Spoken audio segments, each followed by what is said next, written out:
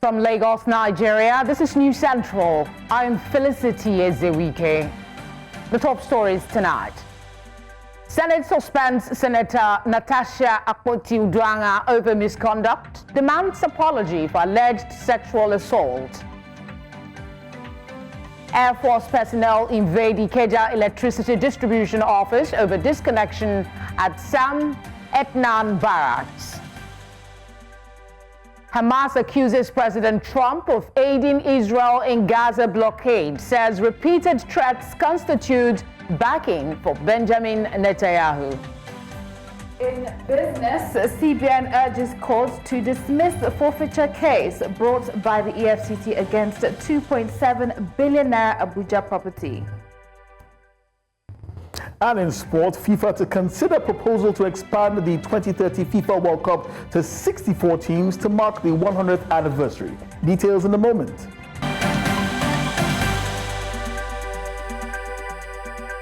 Thank you for joining us.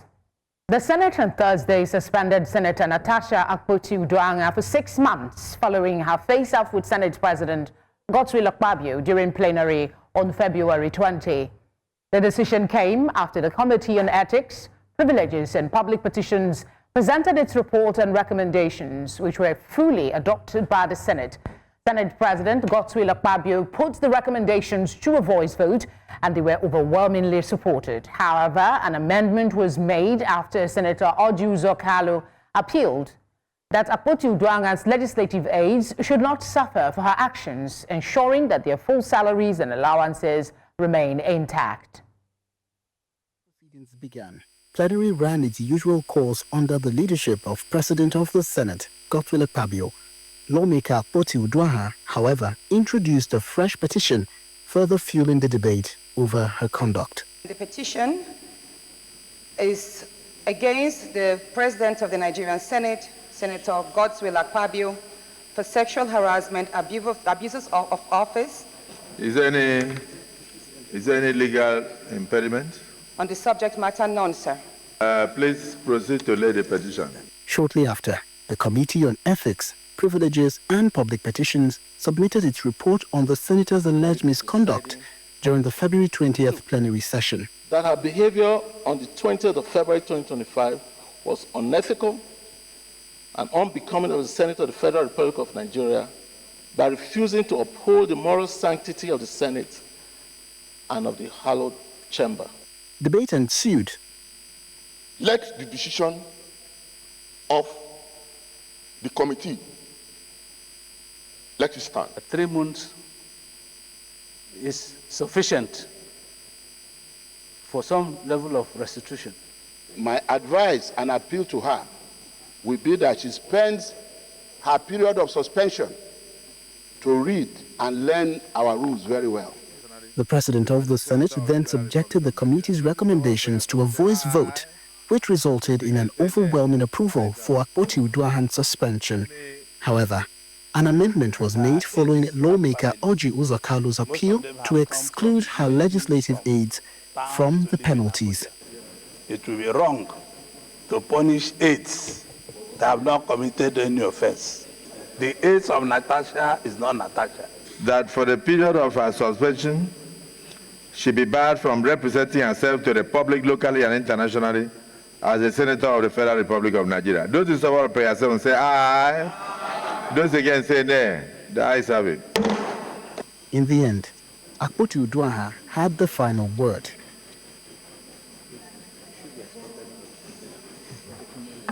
This injustice will not be sustained. As part of her suspension, she is barred from all legislative activities with her office sealed and Senate properties returned. She cannot access the National Assembly premises and her staff also restricted.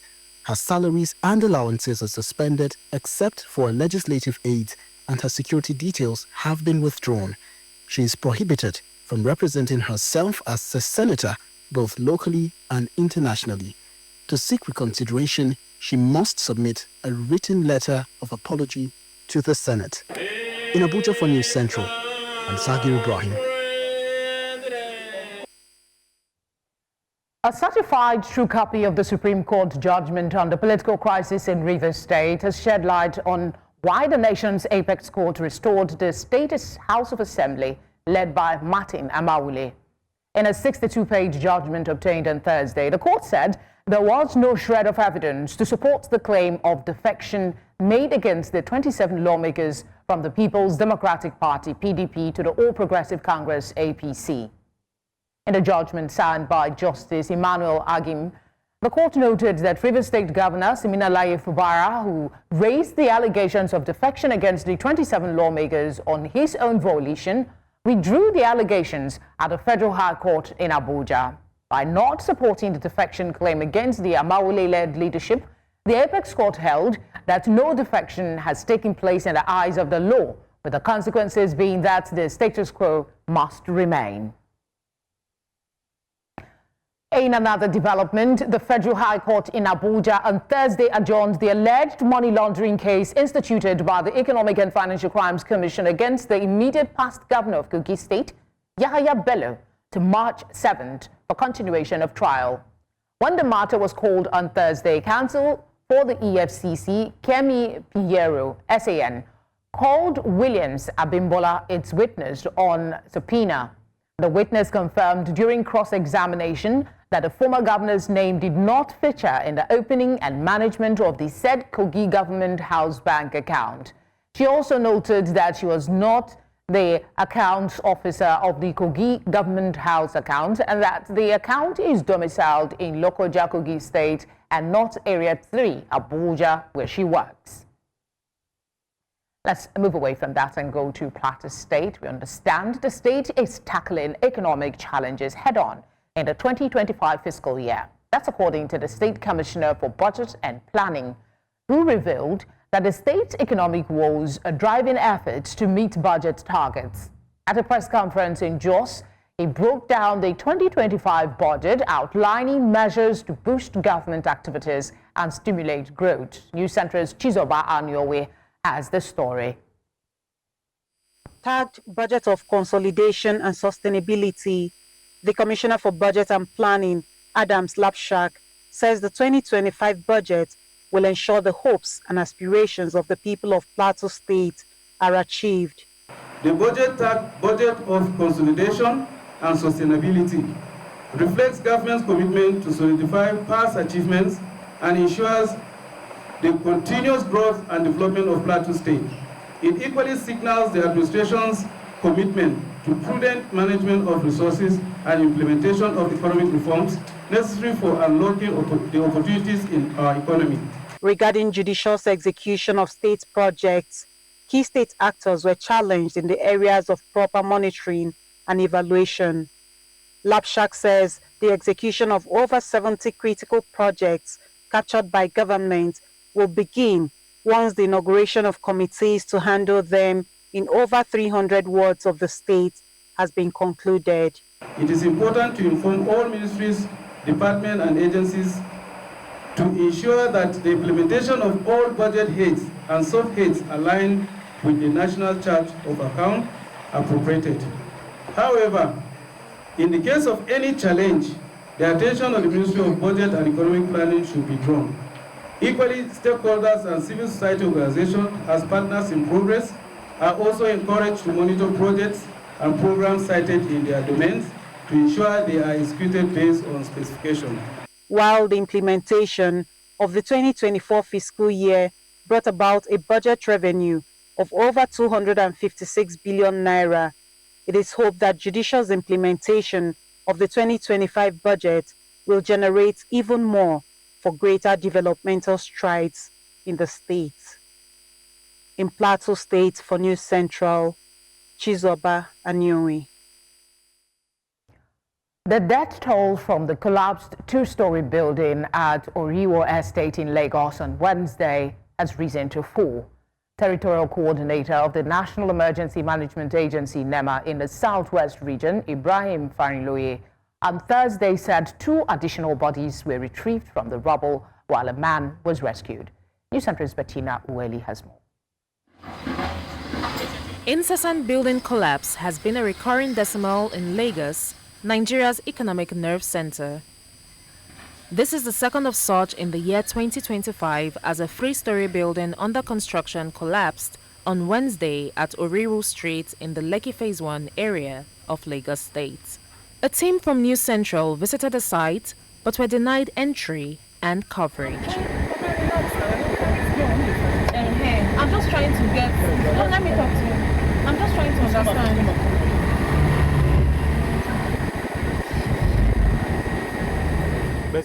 Dr. Olufemi Oke Osoyitolu, Permanent Secretary of the Lagos State Emergency Management Agency, LASEMA, confirmed 4 fatalities, 6 persons reportedly sustained varying degrees of injury, while the number of rescued victims has risen to 14.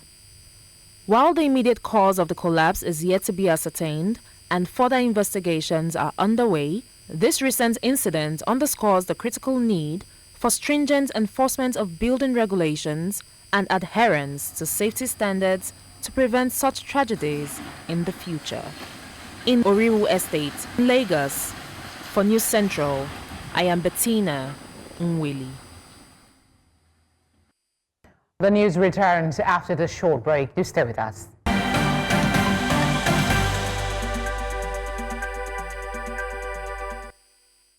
You're watching tonight on News Central. A reminder of our top stories. Senate suspends Senator Natasha Akpoti-Uduaghan over misconduct, demands apology for alleged sexual assault. Air Force personnel invade Ikeja Electricity Distribution Office over disconnection at Sam Etnan Barracks. Hamas accuses President Trump of aiding Israel in Gaza blockade, says repeated threats constitute backing for Benjamin Netanyahu. Now, earlier on in this bulletin, we did tell you that the Senate on Thursday suspended Senator Natasha Akpoti-Uduaghan for 6 months following her face-off with Senate President Godswill Akpabio during plenary on February 20. The decision came after the Committee on Ethics, Privileges and Public Petitions presented its report and recommendations, which were fully adopted by the Senate. To discuss this now, we're now joined by former Deputy Governor of Lagos State, Senator Ojikutu. Thank you for giving us your time. Sentiments aside, for all that has played out, what is your reaction to the Senate's decision to suspend Senator Natasha? Good evening, my sister. Good evening, Nigeria. It's a sad day today because for all women all over Nigeria and in fact globally, because the way this thing played out, I'm not sure Natasha was given a fair hearing. I don't know what was presented, what the committee saw, or what was heard there that gave rise to the decision to suspend her. But from what we have been following, it seems as if it was already a done deed that this woman must go down. For even daring to come out to say that she was sexually harassed by the top man in the Senate. We believe that it's already a done deed that she will go down. Anybody who has been in the system, any woman, knows that we suffer silently sexual harassment in our line of work. And for anybody who cannot tolerate what is going on, I have had occasion to slap men in close quarters. But, maybe these are men, I don't come out to say that, so and so sexually harassed me or not that, because I have my own way of dealing with it. So, but if somebody cannot deal with it and comes out to say it, and the whole system now rose against her, I'm not a judge and I don't know what really went on between them. But from what we are seeing, not allowing her to hear her view, to talk, because from what we heard, they said she was not allowed to talk. Okay. And this suspension, I believe, is not fair. Yeah, it's not fair. Nigeria would like to have the transcripts of that meeting, of the committee meeting. The transparency is not there. Why should it be a closed door thing? Nigerians put them in that chamber. And we have the right to know what is going on behind the doors. Ma'am, you seem to be aligning with Obieze Kwesili, who has publicly asked for an open hearing, an independent investigation. But with what the decision that has come today, a lot of persons don't seem to have a lot of faith that that will happen. Again, when you consider how weighty the allegations against a sitting Senate president, some say it's a first in the nation's history, there is a stronger argument that it deserves careful scrutiny than the actions that has been described as a flagrant dismissal. So where would you stand in pushing that the Senate reconsider its position and investigate the allegations? There is always my sister, there is always a first. In this world, there's always a first time for everything. I don't know the Senate president, and I cannot accuse him. I cannot say yes, he has done what he has been, what Natasha has said he has done. But I believe that not giving Natasha the opportunity to say how things went down, and in the open, I think there is a kind of guilt, something there, I don't know the Senate president. I have no contact with him. I don't think we've ever met. Apart from what I read in the papers about him, I am not judging him. But at the same time, for him to sit on that exalted seat and allow and do that gavel and say Natasha is guilty and should be suspended in a case that involves him, leaves much to be desired. He should have stepped aside and say, the Senate should investigate if he's not guilty. There are those who also say that the suspension is just a politics. It's attempt to suppress the conversation around public figures and accusations of sexual harassment. Again, they also brought up the instance of the senator who was earlier suspended for budget padding allegations. Do you submit to suggestions that this suspension will not last for the 6 months, that it will be cut short? I support that, I subscribe to that it will not last the 6 months. Public opinion will not support this suspension. I don't think transparency has been allowed to play. There should be transparency. These are people representing us. And in the global world, what has gone down, is like setting Nigerian women back almost 3-4 decades. You don't just, say is a woman and what she says doesn't go. So, away with her. Where are we? This is 21st century. This 21st century. You don't go like that. For your chamber to just decide that, and for the man who has been accused to be the judge in his own case, that leaves much to be desired. Leaves much to be desired. Indeed. What would you expect to happen in the coming days? He should have stepped aside and said this thing should be brought into the open, if he knows that there is no element of truth in it. All right, just so I don't think he should be allowed to say. They should review it. Okay. That's basically what I was going to ask you. What actions do you expect from the Senate now to redeem the public image as to their handling of the case? There is no mistakes can be made, and it's only when you have honor and integrity that we now review whatever you have done that is wrong. But the whole Senate will go down as a Senate without honor and integrity if it allows this to go through without review. In the passion of the moment, they may support the Senate president, but this doesn't go down with the women folk. If Natasha is guilty, if she's lying, we will know if there is transparency in the hearing. If Natasha is lying, no Nigerian woman will support her. But for you not to let us know what has gone down, and all we just know is that she has been suspended. It leaves much to be desired. Thank you very much. And the 8th of March is Women's Day. Is this the gift they are giving women of Nigeria? That you will just, ramrod it down their throats? It's not right.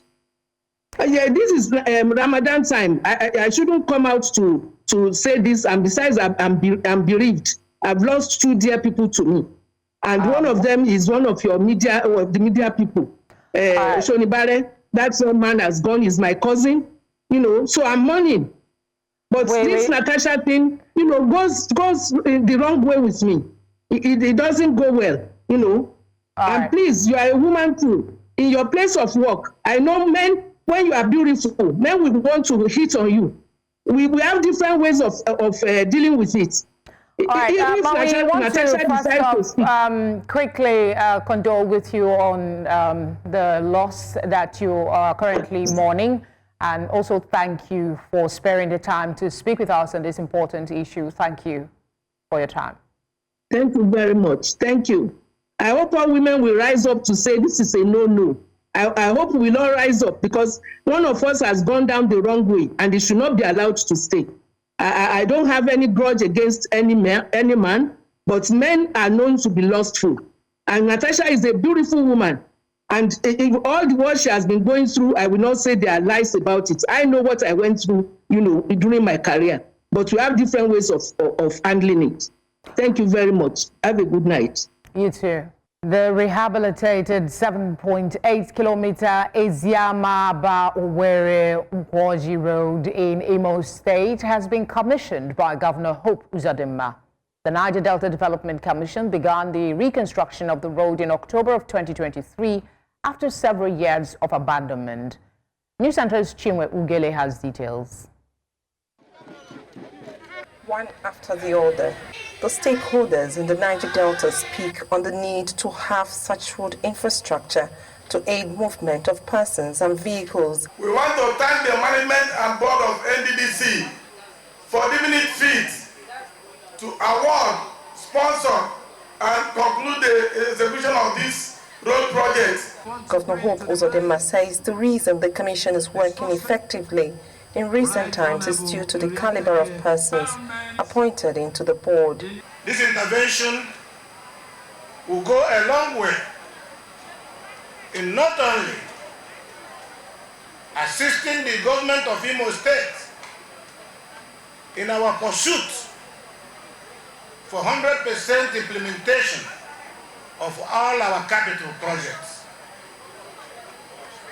NDDC, we are indeed very grateful. The Minister of Regional Development, Abubakar Momo, is demanding that contractors who handle NDDC projects deliver only quality jobs. Quite a number of communities in Niger Delta and across the country, they are in dire need of infrastructure. Therefore, if you are lucky to have one, you have to appreciate the people that did the project, and that will also spur them to do more. Chairman, House Committee on Niger Delta Development Commission, Eriatake Ibori Sueno, assures of legislative support for the Commission to enable it to continue to serve the region as it should.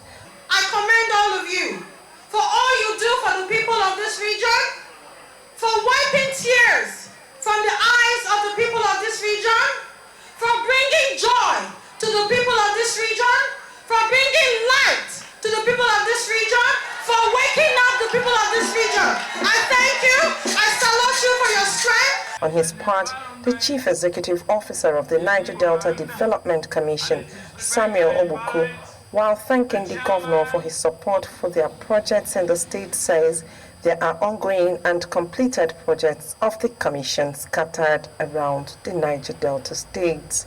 To show to the people that Mr. President is working for the region across the 9 states, we are also in compliance to Mr. President's directive, where he has directed us that abandoned projects should be completed, and we should also undertake new projects that add value to the people of the Niger Delta. The Managing Director announces the President's order for the remodeling of the Girls' Secondary School, Kogi, venue for the event. And Mr. President has directed that we should start the remodeling of this school building immediately. A traditional ruler from Wangele local government area, His Royal Majesty Eze Uzoma Boniface, wants the government to grant approval for speed breakers to be put on the road as a way of protecting it from eroding fast. The indigents of the area are grateful for the infrastructure for some reasons. Before, I won't stay here more than 5 minutes because thieves are, being mounted here. Now, thank God, we can pass here and go to market, go to anywhere. We thank the people that make it to be like this, because before it's not like this.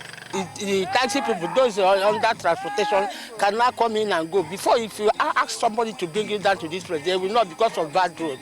Today, a lot of people can access other communities from this road. All credit to the NDDC. In Nkwere, for News Central, Chinwe Ugele. There was chaos at the headquarters of Ikeja Electric as military personnel from the Sam Ednan Air Force Base stormed the premises, allegedly in retaliation for the disconnection of power at the base due to unpaid bills.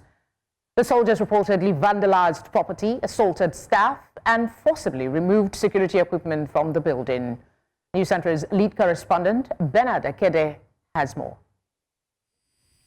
Amateur footage circulating on social media shows armed soldiers surrounding Ikeja Electric's office, blocking access to the building. Eyewitnesses say the military personnel forcefully entered the premises, causing panic among employees. By the time News Central's crew arrived at the scene, the soldiers were already withdrawing, but the aftermath of their actions was evident. Inside the building, glass doors were shattered, offices were ransacked, and critical equipment were either destroyed or taken away.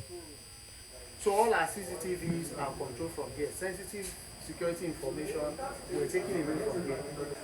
According to Kingsley Okotie, head of corporate communications at Ikeja Electric, the attack was a direct response to the power disconnection at the Air Force Base due to outstanding electricity bills.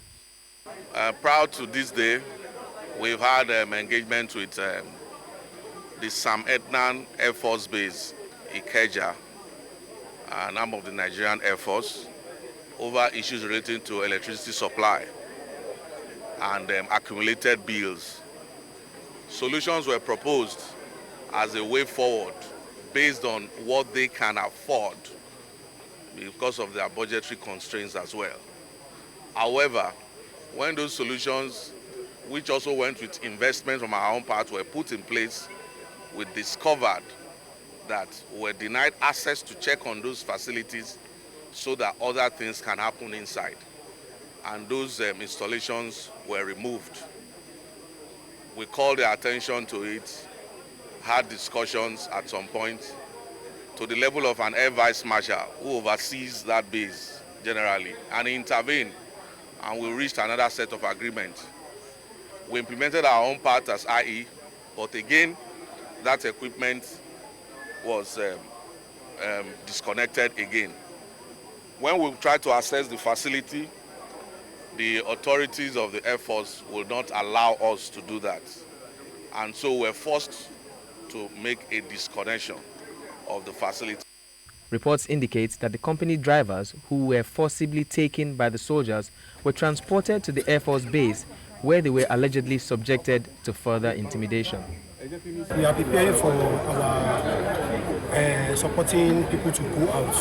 When we just see some army jumping the gates, come inside, so everybody needs to flee to go and find where to hide. So at the end of the day, they caught us at the back at our intelligence substation there. They started beating us up to this front.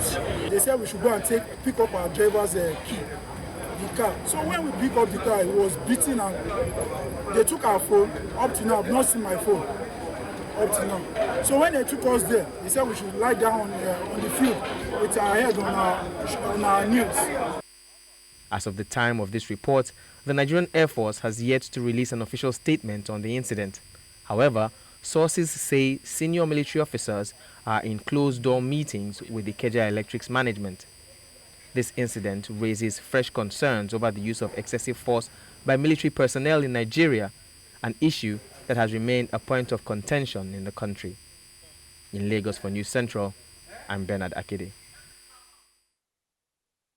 There does seem to be an outcome of the closed-door meeting because we understand that the Nigerian Air Force has apologized for the invasion of Ikeja Electric offices in Lagos and the assault on the workers.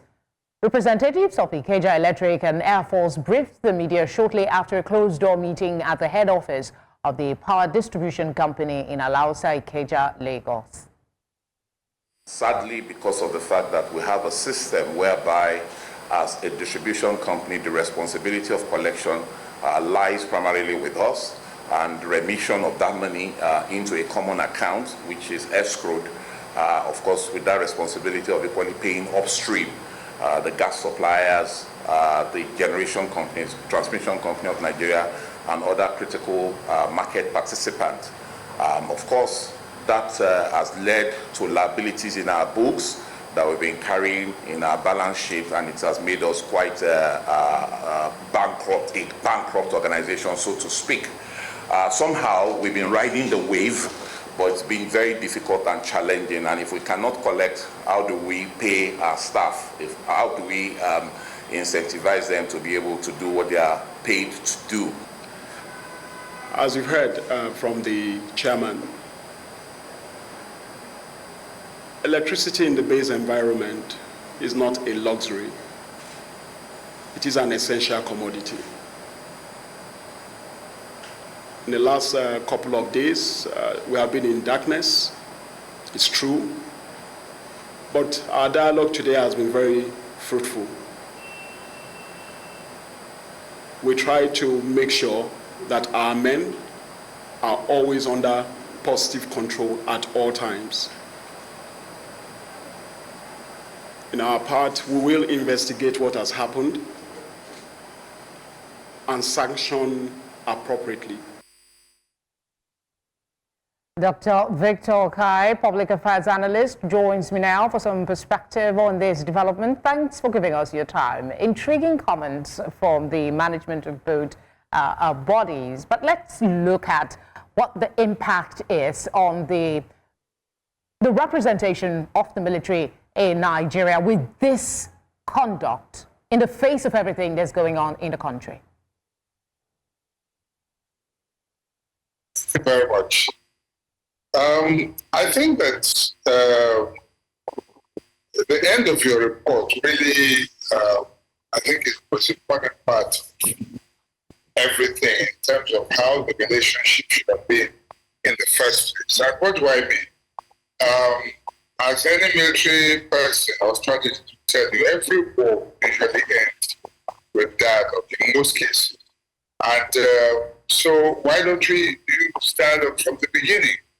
And in terms of dialogue, you know, of course, that the military, you have the rank and file and you have the officers. Officers are called officers and gentlemen, and it is for a reason. It means that they are more reasonable. And that the rank and file, unfortunately, if you recall, I don't know if you recall the story of, or the saga of Mad Dog, still involving Air Force officers. Several years ago, it was MK Abiola, whose family had an encounter with some Air Force personnel. His wife and children were rough-handled by the Air Force officers. And when he got to talk to his friends at that high level, he said, Chief, don't mind them, this will behave like mad dogs. And then the Mad Dog saga, it was then called, it became popular then, So what I think should have happened is engagement at the highest level. Because you see, from what I heard from the report, the barrack has been in darkness for a couple of days. It's a military installation, and for them, light is not a luxury, it is a necessity. And so I expect that the power utility company, what they should have done is, yes, I heard they talked to somewhere, an air vice marshal, but you see, they can engage, the chairman can engage at the highest level. Cutting the light of military people is like cutting trouble. Excuse, no pun intended. It's like there's no way you do it and you get a repercussion. But it's people, the rank and file, will just come. They don't care. They don't know what's happening at the top. They don't know what engagement you've had. And so it's the kind of reaction that you get. And so what the dialogue that is taking place now is what should have been done earlier. And I know from what the corporate affairs manager or officer was saying earlier on in the report, he said they had been talking and then they were denied access. All right, we're pressed for time. I just want you to speak to something quickly. The officer that said it's not a luxury, it's a necessity. It is perceived that, you know, being a military base, do they have some level of entitlement, or there is someone who is responsible for the payment of the barracks electricity bill? What could have got to the point that they had to take matters into their hands in this way? Well, within the report, you would have heard when the corporate affairs manager talked about a conversation that involved budgetary constraints. And as you know, there are budgetary, not just military, but generally across. Sometimes you can budget and then at other times what is released is not commensurate, and so you prioritize. It's not an excuse. These service providers, it's not government to government like in the past with NEPA. It's a private company that must survive. But it therefore means that when you have as a private organization, you have to devise a means, to be able to reach these people at the highest level, to let them know that this is important and that it's imperative that they meet these obligations. They pay their bills so that these obligations can be met. Ms. Okwai, thank you so much for your time.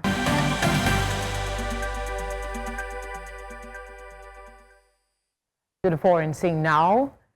Tensions are running high in the Middle East as Hamas is accusing President Donald Trump of backing Israel's disregard for the fragile ceasefire. Trump's warning that Gazans will face hell and death unless Israeli hostages are released has sparked outrage, with residents in Khan Yunis saying their land has already become a living hell. Although France is supporting an Arab plan to rebuild Gaza, but it excludes Hamas from governance. Meanwhile, Trump's administration is in direct talks with Hamas over American hostages, with Israel being consulted. Business News is next after now.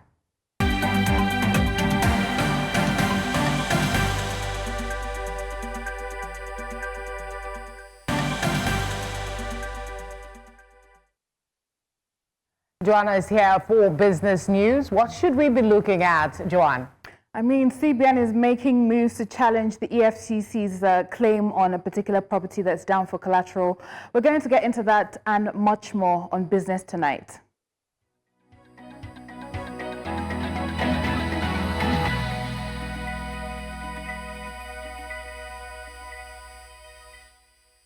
Business News in association with Money Master PSB, the easy way to master your money.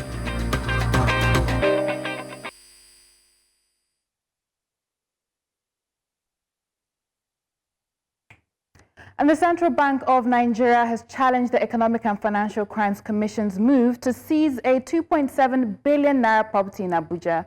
The CBN claims it has an equitable interest in the property, which was used as collateral for a loan. The FCC alleges the property is linked to the financial crime. The court has adjourned the case to May 21st, 2025.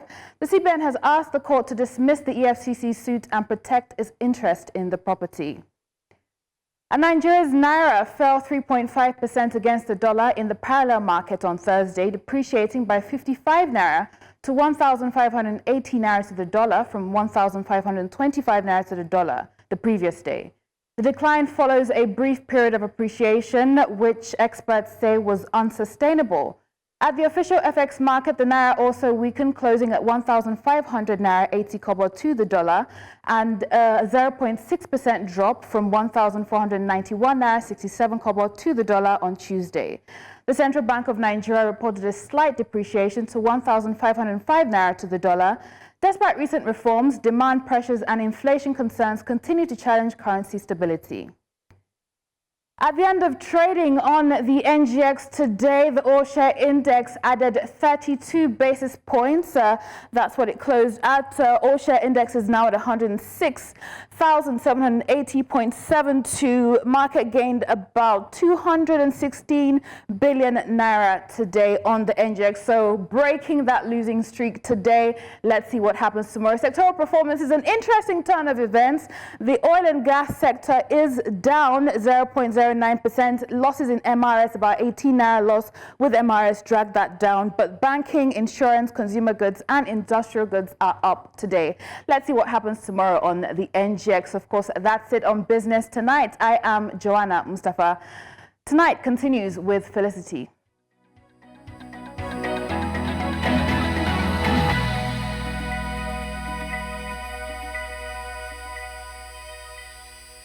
Business News in association with Money Master PSB, the easy way to master your money.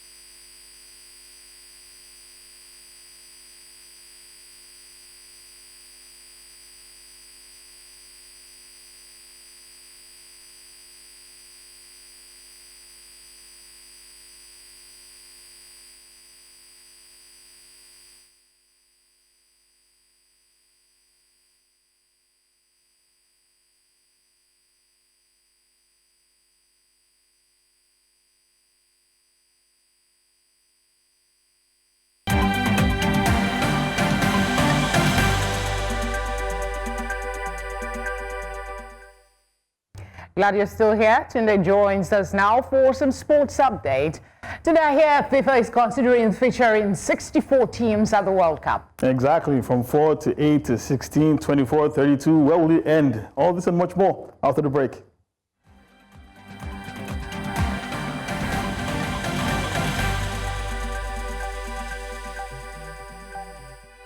Sports Update, brought to you by Corn Oil. Corn Oil, we go the extra mile.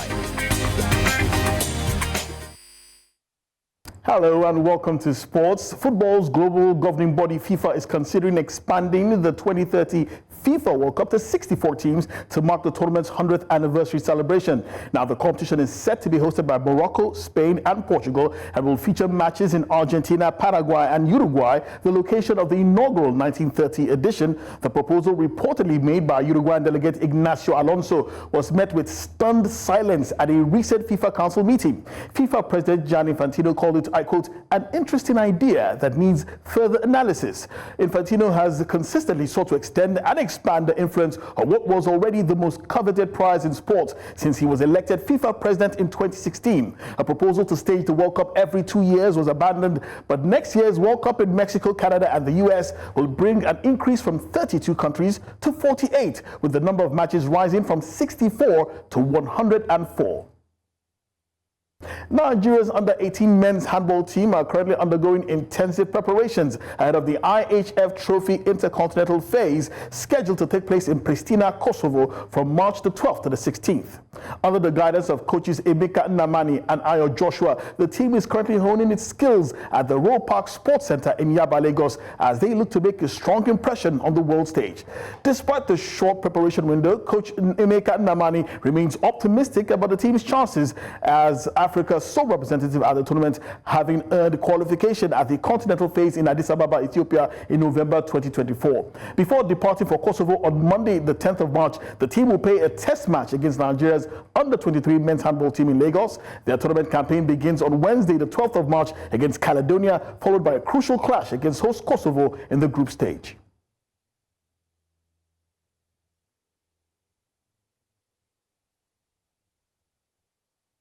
The Brazilian Football Federation has recalled Santos forward Neymar for this month's World Cup qualifiers against Colombia and Argentina after more than a year.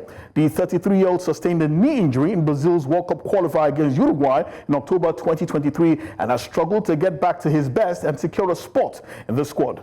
After a disappointing spell at Saudi Pro League side Al Hilal, Neymar returned to his boyhood club Santos in January, scoring 3 goals and providing 3 assists in 7 matches, which has caught the eye of Brazil coach Dorival Jr. Neymar has 128 caps and a record 79 goals for his country, surpassing Pele's record of 77. He was part of Brazil's gold medal winning squad at the 2016 Rio Olympic Games and has also helped them finish runners-up to Argentina at the 2021 Copa America. And that's all we have on Sports News tonight. It's back to Felicity.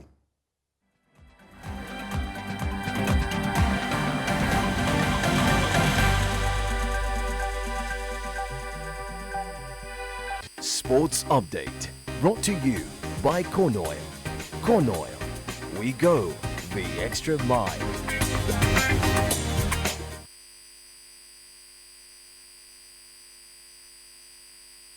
I can hear you. First one. Let's do the first one, yeah. Just the first story is fine.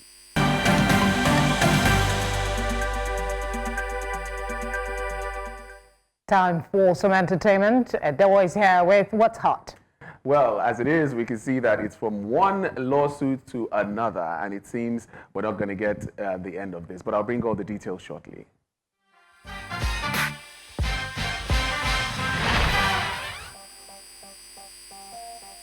Entertainment news in association with Glow Unlimited. All right, and on entertainment, Mercy Chinwo is suing media critic VDM for defamation after he accused her of diverting funds for shows without remitting them to her former label Easy Concept and violating contractual agreements. Now, Chinwo's lawyer, Pelumi Olajingbesi, urged that VDM made false and damaging statements portraying Chinwo in a biased and malicious light. Chinwo is seeking 1 billion naira in damages, 100 million in punitive damages, and 25 million for legal costs, along with a public apology, retraction in 4 national newspapers, and the deletion of the posts. This legal battle follows Chinwo's accusations against her former label owner, Ezekiel Oyedekachuku, of financial misconduct, which he clearly has denied. So, Felicity, it's looking like every time we turn to entertainment, it's all lawsuits, fights, issues. What's going on? Funny enough, for the first time in a long while, I watched that video of his response to the allegation. I mean, the lawsuit. Let's see what happens. 100 billion, 1 billion, 100 million, so many Where numbers. is the money coming Where's from? the money coming from? As in, everybody's going to court. Let's see what happens. I think that's the new trend now. Yeah. If you speak about me, I send you to court. Then show of might and power. And power, that's it. Well, let's see how that goes. Well, that's all on entertainment tonight.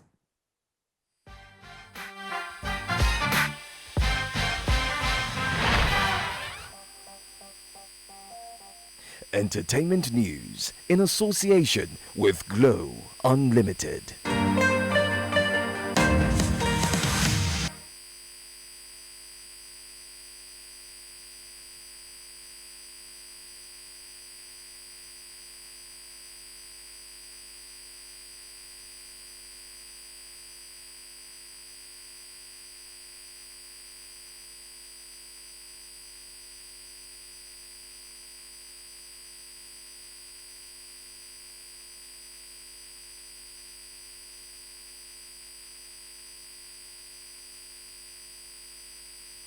And that's the news tonight. Remember, you can catch up on all the latest stories by watching News Central. You can also send us your eyewitness report on the number showing now on your screen. But don't forget to follow us on all socials at News Central TV for all the latest. You can watch us on DSTV channel 422, GoTV channel 23, Star Times channel 274, Avo TV, and on YouTube.